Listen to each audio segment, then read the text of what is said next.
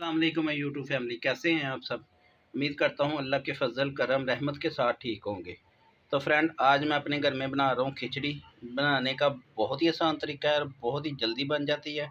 खिचड़ी बनाने के लिए हमें किन किन चीज़ों की ज़रूरत है और ये कैसे बनती है, आए मैं आपको दिखाता हूँ। वीडियो शुरू करने से पहले एक ही रिक्वेस्ट होती है, जिन्होंने अभी तक चैनल को सब्सक्राइब नहीं किया वो प्लीज़ जल्दी से मेरे चैनल को सब्सक्राइब कर लें और साथ ही बेल का बटन ऑल पे कर लें, ताकि नेक्स्ट नई आने वाली वीडियो का नोटिफिकेशन सबसे पहले आपको मिल जाए।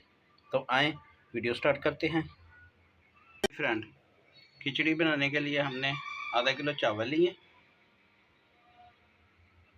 100 ग्राम मैंने दाल मूंगी ली है, सफ़ेद ज़ीरा लिया 1 टीस्पून, काली मिर्च लिया मैंने 1 टीस्पून, नमक लिया मैंने 1 टीस्पून। तो बनाना शुरू करते हैं।